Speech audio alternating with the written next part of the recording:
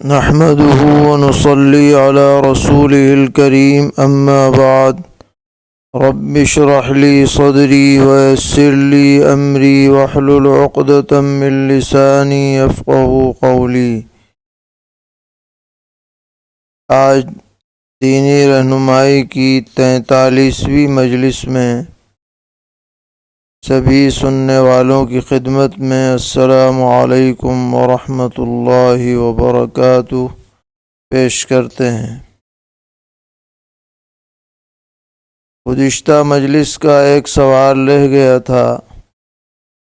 پوچھا گیا تھا کہ مصافحے کے بعد سینے پر ہاتھ پھیرنا کیسا ہے، جیسا کہ بہت سے لوگوں کا معمول ہوتا ہے۔ تو جواب میں عرض ہے کہ اس طرح سے ہاتھ پھیرنا کسی بھی روایت میں ثابت نہیں ہے، اور اس کا التزام سلف صالحین سے بھی منقول نہیں ہے،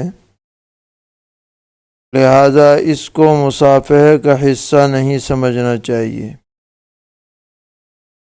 مصافحے کا مطلب صرف ایک دوسرے سے ہاتھ ملانا ہے، ہتھیلی کا ہتھیلی سے ملنا، یہی مصافحے کا اصل معنی ہے، اور اس سے اس عمل کی تکمیل ہو جاتی ہے۔ ایک صاحب نے سوال کیا ہے کہ کیا باسی روٹی کھانا سنت ہے، اور کیا حضور اکرم صلی اللہ تعالی علیہ وسلم اور صحابہ کرام رضی اللہ تعالی عنہم سے باسی روٹی کھانا ثابت ہے؟ تو اس سلسلے میں عرض ہے کہ نبی اکرم صلی اللہ تعالی علیہ وسلم سے کبھی کبھار باسی روٹی کھانے کی روایت احادیث شریفہ میں موجود ہے، لیکن اس کا یہ مطلب نہیں ہے کہ آپ خاص طور پر باسی روٹی کھانے کا اہتمام فرماتے ہوں، کہ روٹی رکھ دی جاتی ہو کہ اگلے وقت میں کھائی جائے گی، کیونکہ آپ کے ہاں اکثر یہ ہوتا تھا کہ اتنی روٹی پکتی ہی نہیں تھی کہ اگلے وقت کے لیے وہ بچا کے رکھی جاتی۔ اس لیے یہ کہنا کہ باسی ہی روٹی کھانا سنت ہے، یہ تعبیر صحیح نہیں ہوگی۔ اس بارے میں اصل سنت یہ ہے کہ بر وقت جیسا کھانا میسر ہو وہ آدمی نوش کر لے، چاہے وہ تازہ ہو یا باسی۔ تو گویا دونوں باتوں کے اوپر سنت کا اطلاق ہوگا۔ تازہ کھانا ہے تو وہ بھی سنت ہے، اور باسی کھانا یا باسی روٹی کوئی کھائے تو وہ بھی سنت کے خلاف نہیں ہے۔ ایک صاحب نے سوال کیا ہے کہ ایک حدیث نظر سے گزری کہ سیدنا حضرت عبداللہ ابن عمر رضی اللہ تعالی عنہما فرماتے ہیں کہ نبی اکرم صلی اللہ تعالی علیہ وسلم نے فرمایا کہ جب آدمی اپنے وطن کے علاوہ کسی اور جگہ وفات پاتا ہے تو اس کے وطن سے لے کر جہاں اس کی وفات ہوئی ہے اس کی قبر میں اتنی ہی مقدار میں وسعت پیدا کر دی جاتی ہے۔ تو گویا کہ اس حدیث سے پردیس میں موت کی فضیلت بیان کی گئی ہے۔ تو سوال یہ ہے کہ یہ حدیث ثابت ہے یا نہیں؟ تو جواب میں عرض ہے کہ یہ حدیث نسائی شریف میں موجود ہے، اور حدیث کا نمبر ہے 1832، اور اس میں نبی اکرم علیہ الصلاۃ والسلام نے ارشاد فرمایا کہ ان الرجل اذا مات بغیر مولده قیس له من مولده الى منقطع اثره فی الجنہ، یعنی جب آدمی اپنے جائے پیدائش کے علاوہ دوسری جگہ پر وفات پاتا ہے تو اس کے لیے پیدائش کی جگہ سے لے کر وفات تک کی جگہ کی نپائی ہوگی جنت میں۔ تو یہ اصل میں روایت ہے اور کم سے کم حسن درجے کی روایت ہے، اور حضرات محدثین نے اس کی شرح دو طرح سے فرمائی ہے۔ ایک تو یہ کہ جہاں اس نے وفات پائی ہے وہاں سے لے کر اس کے وطن تک کے رقبے کی اسے جنت عطا ہوگی، تو گویا جتنی دور وفات پائے گا اتنی ہی وسیع جنت اس کو ملے گی۔ اور دوسرا مطلب یہ بیان کیا گیا ہے کہ اسی مقدار میں اس کے لیے قبر میں وسعت ہوگی۔ تو بہرحال دونوں باتیں صحیح ہیں، ممکن ہے کہ قبر میں بھی وسعت ہو اور جنت میں بھی اس کو یہ فضیلت حاصل ہو۔ بہرحال یہ روایت معتبر ہے اور اسے بیان کیا جا سکتا ہے، اور اس سے سفر کی حالت میں وفات کی ایک طرح سے فضیلت ثابت ہوتی ہے۔ ایک صاحب نے سوال کیا ہے کہ دو واقعات کی تحقیق مطلوب ہے۔ نمبر ایک، ہم نے بارہا سنا ہے کہ ایک عورت کی وجہ سے 4 مرد جہنم میں جائیں گے۔ نمبر ایک اس کا بھائی، نمبر 2 اس کا شوہر، نمبر 3 اس کا والد، اور چوتھا انہوں نے ذکر نہیں کیا ہے۔ تو اس روایت کے بارے میں پوچھ رہے ہیں کہ یہ صحیح ہے یا نہیں۔ تو جواب یہ ہے کہ یہ روایت قطعاً بے اصل ہے اور اسلام کے اصول کے بھی خلاف ہے۔ اسلام کا اصول یہ ہے کہ وَلَا تَزِرُ وَازِرَةٌ وِزْرَ أُخْرَىٰ، کہ کسی کی برائی کی وجہ سے دوسرے کو سزا نہیں دی جائے گی۔ اب غلط عمل تو عورت کرے اور سزا میں یہ 4 لوگ اس کے ساتھ جہنم میں جائیں، یہ اس اسلامی اصول کے خلاف ہے۔ باقی یہ بات اپنی جگہ مقرر ہے کہ بچپن ہی سے بچی کی عمدہ تربیت ہونی چاہیے۔ اگر وہ کسی بری بات میں مبتلا ہو تو اس سے اسے بچانے کی کوشش ہونی چاہیے، یہ الگ موضوع ہے۔ لیکن محض ایک عورت کی وجہ سے 4 مرد جہنم میں جائیں اور اس کو حدیث کے طور پر بیان کیا جائے، یہ بالکل درست نہیں ہے۔ اسی طرح انہوں نے ایک دوسری روایت کے بارے میں پوچھا ہے کہ ہم نے سنا ہے کہ حضرت بلال رضی اللہ تعالی عنہ نے ایک مرتبہ اذان ہی نہیں دی تو صبح نہیں ہوئی، اور اذان دے دی تو صبح ہو گئی۔ اس روایت کی کیا حیثیت ہے؟ تو جواب یہ ہے کہ یہ روایت بھی بالکل من گھڑت اور سراسر جھوٹ ہے، اور کسی بھی معتبر کتاب میں دور دور تک اس کا کوئی ذکر نہیں ہے۔ خامخواہ لوگوں کی زبانوں پر یہ پھیل گئی ہے۔ ایسی باتوں کو پھیلانے سے پوری طرح بچنا چاہیے۔ ایک صاحب پوچھتے ہیں کہ جس طرح نفلی عبادات کا ثواب حضور اکرم علیہ الصلاۃ والسلام کو پہنچانا ثابت ہے، تو کیا کسی غریب کو نفلی صدقہ دینے کا ثواب بھی حضور کو پہنچا سکتے ہیں؟ جی ہاں، بالکل پہنچا سکتے ہیں۔ کسی بھی عبادت کا ثواب پیغمبر علیہ الصلاۃ والسلام کو پہنچایا جا سکتا ہے، اس میں کوئی تخصیص نہیں ہے۔ ایک صاحب پوچھتے ہیں کہ قبر پر پھولدار درخت لگانا اور پھول ڈالنا کیسا ہے؟ اگر لگانا جائز ہے تو کون سی جانب لگایا جائے؟ جواب یہ ہے کہ قبر پر پھولدار درخت لگانا یا پھول ڈالنا یہ طریقہ درست نہیں ہے، اور خاص کر اگر اس عقیدے کے ساتھ پھول ڈالے جائیں کہ اس کی خوشبو میت کو پہنچے گی یا اس کا کوئی نفع میت کو پہنچے گا، تو یہ تو بالکل سراسر بے دلیل بات ہے۔ اگر کوئی یہ کہے کہ نبی اکرم صلی اللہ تعالی علیہ وسلم نے بھی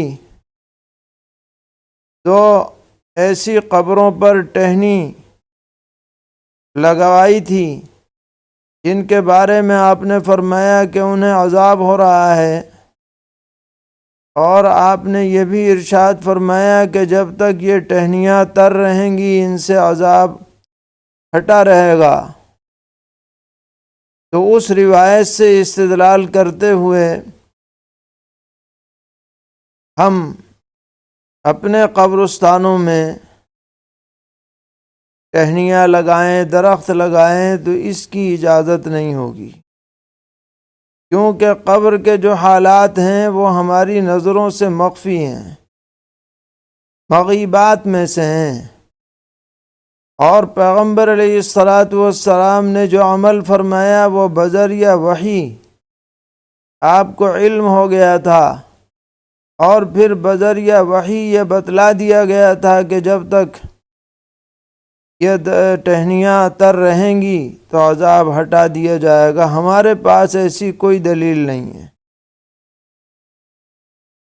کہ ہم اپنے طور پر کوئی درخت لگا دیں اور یہ عقیدہ رکھیں کہ صاحب اس کی وجہ سے میت کو عذاب نہیں ہوگا یا میت اس کی وجہ سے راحت میں رہے گا، کیونکہ یہ سب چیزیں مغیبات میں سے ہیں۔ جب تک کہ مخبر صادق کی خبر نہ ہو ہم اپنے طور پر اس کے بارے میں کوئی بھی حکم نہ لگا سکتے ہیں نہ عمل کر سکتے ہیں، اس لیے ایسی باتوں سے اجتناب کرنا چاہیے۔ البتہ میت کو فائدہ پہنچانا ہے تو اس کے لیے دعائے خیر کی جائے، دعائے مغفرت کی جائے، صدقہ کیا جائے، ایصال ثواب کیا جائے، یہ اصل طریقہ ہے۔ اللہ تعالی ہم سب کو ہدایت پر قائم فرمائیں اور ہر غلط طریقے سے محفوظ رکھیں۔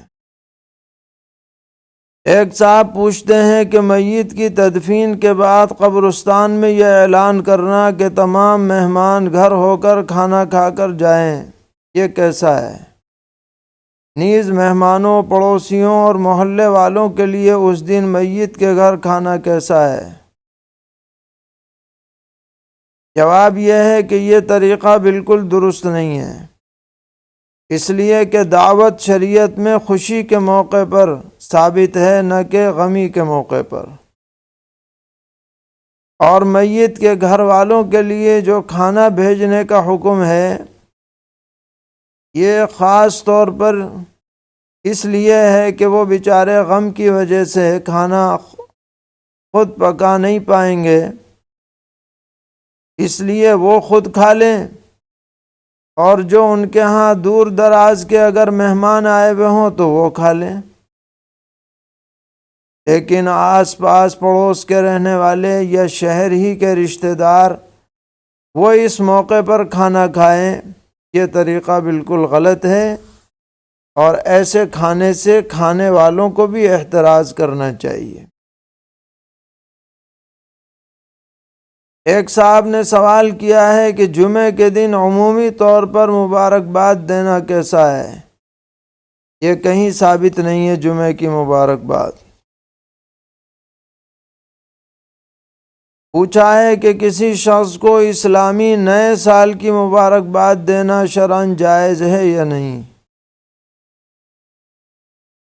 اگر یہ نیت ہو کہ اس کی وجہ سے لوگوں کو اسلامی تاریخ کا پتہ چل جائے گا تو فی نفسی ہی نئے سال کی مبارکباد دینا مباح ہے، اگرچہ اسے سنت وغیرہ نہیں کہا جا سکتا۔ البتہ اتنی بات بعض احادیث سے ثابت ہے کہ نبی اکرم صلی اللہ تعالی علیہ وسلم نئے سال یا نئے مہینے کے آغاز میں یہ دعا فرمایا کرتے تھے کہ اللہم ادخلہ علینا بالامن والایمان والسلامت والاسلام ورضوان من الرحمن وجواز من الشیطان، جس کا ترجمہ یہ ہے کہ اللہ اس سال کو ہمارے اوپر امن و امان اور ایمان کے ساتھ داخل فرما، اور سلامتی اور اسلام کے ساتھ سال گزارنے کی توفیق عطا فرما، اور رحمان کی رضامندی اور شیطان کے پھندے میں پھنسنے سے نجات کے ساتھ اس سال گزارنے کی سعادت ہمیں ملے۔ تو اس طرح کی دعا پیغمبر علیہ السلام سے ثابت ہے، ہمیں بھی اس کا اہتمام کرنا چاہیے۔ ہر مہینے کے شروع میں یہ دعا مانگی جائے، ہر سال کے شروع میں یہ دعا مانگی جائے، اور اپنا محاسبہ کیا جائے، اپنے معاملات احوال کو درست کرنے کی فکر اور کوشش کی جائے۔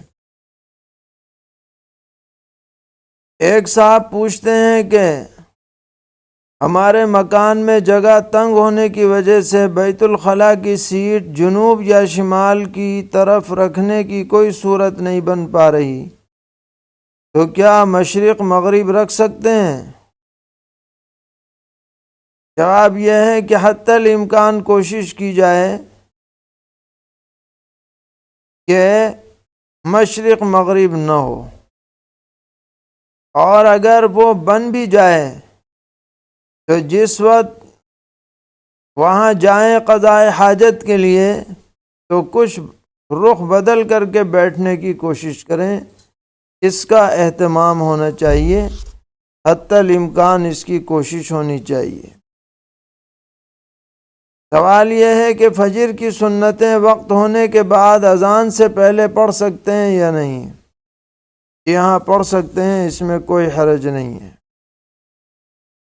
ایک سوال ہے کہ شوہر کے انتقال کے بعد عورت اپنی سسرال میں پوری نماز پڑھے گی یا قصر کرے گی؟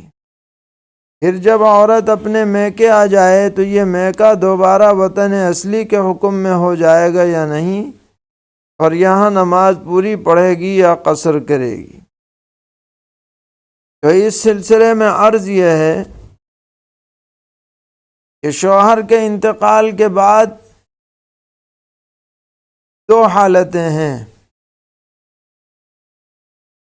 اگر حالت یہ ہے کہ اس بیوہ کا ارادہ شوہر ہی کے گھر مستقل رہنے کا ہے، مثلا بڑی عمر میں شوہر کا انتقال ہوا اور بیوہ کے بچے وغیرہ وہاں رہتے ہیں، وہ اپنی والدہ کی خدمت کریں گے اور ان کے ساتھ وہ رہیں گی، تو ایسی صورت میں تو کوئی شک نہیں ہے کہ اس بیوہ کے لیے یہی سسرال وطن اصلی بنا رہے گا، جیسے پہلے تھا شوہر کی زندگی میں ویسے ہی اب بھی رہے گا۔ دوسری حالت یہ ہے کہ انتقال کے بعد اس کا ارادہ اپنے میکے منتقل ہونے کا ہے، تو جب تک وہ شوہر کے گھر رہے گی، عدت گزارے گی، جب تک یہ سسرال اس کے لیے وطن رہے گا۔ اور جب وہاں سے اپنا تعلق یعنی اقامت کا تعلق بالکلیہ ختم کر کے واپس اپنے میکے آ جائے گی تو سسرال اس کا وطن نہیں رہے گا، میکہ دوبارہ وطن بن جائے گا۔ اس لیے جیسی بھی صورتحال ہو ویسا حکم اس کے متعلق دیا جائے گا۔ سوال کیا ہے کہ فیکٹری میں اذان دے کر 7 آدمی جمعہ پڑھ سکتے ہیں یا نہیں؟ اسی وقت پڑھیں گے جب تک کہ باہر کے آدمیوں کو عام طور پر آنے کی اجازت ہو۔ اگر اجازت نہ ہوگی تو فیکٹری کے اندر جمعہ درست نہیں ہوگا۔ پوچھا ہے کہ اگر کسی نے دوسری رکعت میں بھول سے امام سے پہلے تکبیر کہہ دی اور آخر میں سجدہ سہو کر لیا تو نماز ہوئی یا نہیں؟ نماز تو درست ہو گئی اور سجدہ سہو کی بھی ضرورت نہیں تھی، لا علمی میں کر لیا، آئندہ نہ کریں۔ سوال ہے کہ جنوبی ہند کے بعض علاقوں میں نماز فجر اور نماز عصر کے بعد ربنا تقبل منا الفاتحہ بولتے ہیں اور پھر مخصوص طریقے پر کچھ صورتیں پڑھتے ہیں اور پھر یہ آیت پڑھتے ہیں ان اللہ وملائکتہ یصلون علی النبی، پھر درود شریف پڑھتے ہیں، پھر دعا ہوتی ہے۔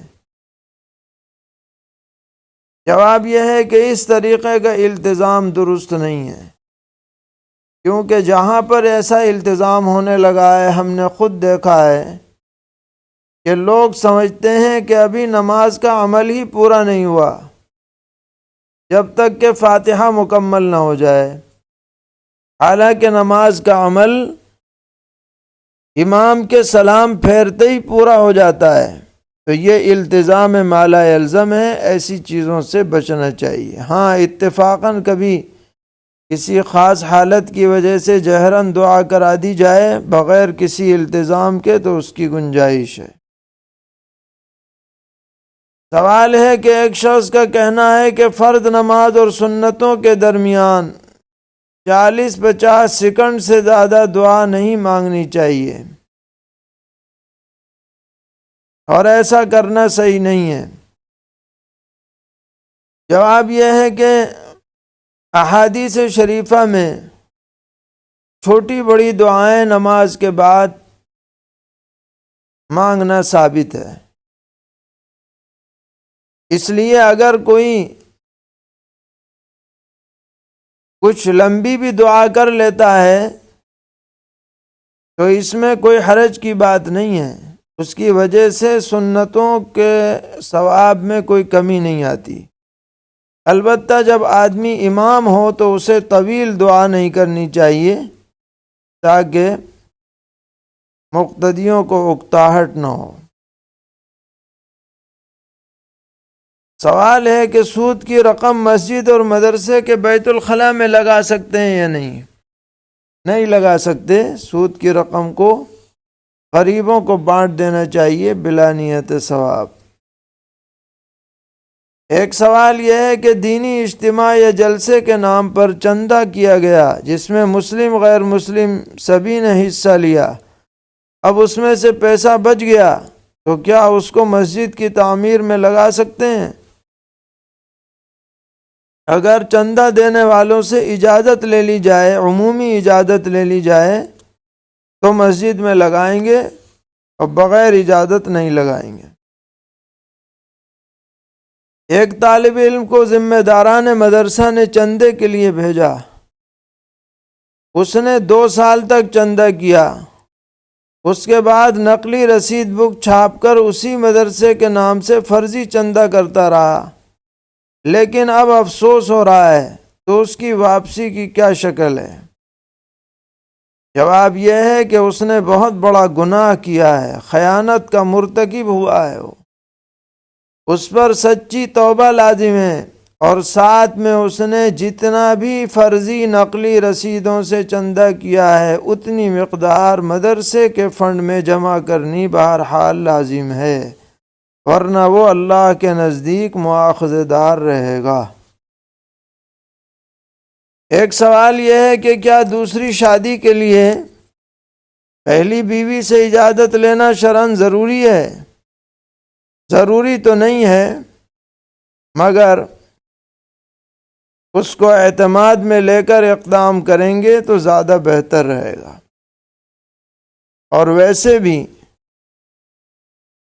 دوسری شادی کا ارادہ جب ہی کرنا چاہیے جب آدمی دونوں کے درمیان عدل اور انصاف کے تقاضوں کو پورا کر سکتا ہو۔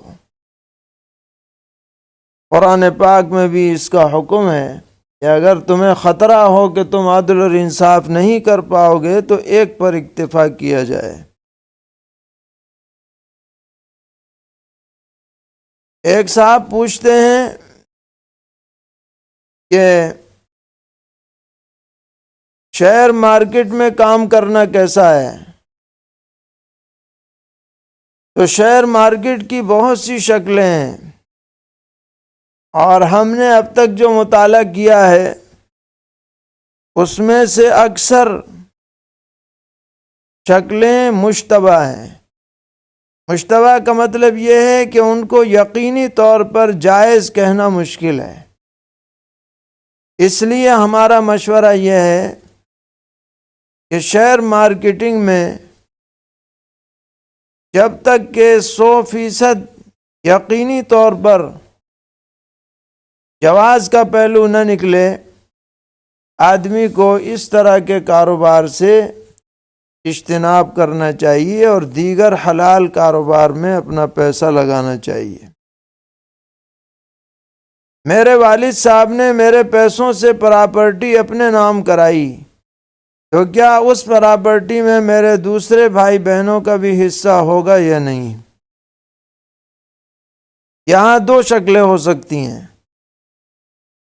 ایک شکل تو یہ ہے کہ آپ نے والد صاحب کو مالک بنا دیا اور پھر انہوں نے پراپرٹی اپنے نام کرا لی، تو ایسی صورت میں ان کے انتقال کے بعد یہ پراپرٹی ان کے ترکے میں شامل ہوگی، اور جتنے بھی وارثین، لیکن اگر آپ نے انہیں مالک نہیں بنایا، مصلحتاً ان کا نام ڈالا ہے، تو ایسی شکل میں آپ مالک ہیں اور یہ جائیداد والد کے ترکے میں شامل نہیں ہوگی۔ اس لیے اچھی طرح سے جیسا معاملہ ہو اس کے مطابق عمل کرنا چاہیے۔ ایک صاحب پوچھتے ہیں کہ عورت کو چاندی کے چپل پہننا کیسا ہے؟ تو عورت کے لیے چاندی کی چپل پہننا جائز نہیں ہے۔ عورت کو صرف سونے چاندی کے زیور پہننے کی اجازت ہے۔ دیگر جو استعمالی چیزیں ہیں وہ مرد ہو یا عورت کسی کے لیے بھی سونے چاندی کا استعمال اس میں درست نہیں ہے۔ ایک صاحب پوچھتے ہیں کہ بیان سنتے سنتے تسبیح پڑھ سکتے ہیں یا نہیں؟ ہاں، پڑھ تو سکتے ہیں، لیکن اس طرح نہ پڑھیں کہ سننے والے کو تشویش ہونے لگے یا اس کا ذہن بٹنے لگے۔ اس کا خیال رکھنا چاہیے۔ ایک صاحب نے پوچھا ہے کہ تقوی حاصل کرنے کی دعا کیا ہے؟ پیغمبر علیہ الصلاۃ والسلام نے ایک دعا تلقین فرمائی کہ اللہم آتی نفسی تقواہا، کہ اللہ مجھے میرے نفس کو تقوی عطا فرمائیے، وزکیہا انت خیر من زکاہا، اور آپ اس کو صاف ستھرا فرما دیجئے، آپ ہی اس کے بہترین صاف ستھرا کرنے والے ہیں، انت ولیہا و مولاہا، آپ ہی اس نفس کے ولی ہیں اور مولا ہیں۔ تو اس دعا کو استحضار کے ساتھ پڑھا جائے اور پھر کوشش بھی کی جائے کہ کوئی گناہ کی بات نہ ہو، شریعت کے خلاف نہ ہو، تو انشاءاللہ اللہ تعالیٰ کی مدد ہوگی۔ سوال یہ ہے کہ حنظلہ نام رکھنا کیسا ہے، اور اس سے پہلے محمد لگا سکتے ہیں یا نہیں؟ ویسے تو حنظلہ ایک درخت کا نام ہے، لیکن صحابی کا نام بھی ہے، اس لیے صحابی کے نام کی نسبت کا خیال کرتے ہوئے کوئی شخص اگر بچے کا نام حنظلہ رکھے، محمد حنظلہ رکھے، حنظلہ احمد رکھے، سب جائز ہے۔ پوچھا ہے کہ لاعبہ نام رکھنا کیسا ہے؟ تو لاعبہ چاہے عین سے ہو یہ بھی صحیح نہیں ہے، اس کے معنی کھیل کود کرنے والی کے آتے ہیں، اور لاعبہ بھی صحیح نہیں ہے حمزے کے ساتھ، ایسا نام نہیں رکھنا چاہیے۔ اللہ تعالی ہم سب کو دین پر استقامت عطا فرمائے اور شرور اور فتن سے محفوظ فرمائے۔ وصلی اللہ تعالی علی خیر خلقہ محمد وآلہ وصحبہ اجمعین برحمتک یا ارحم الراحمین۔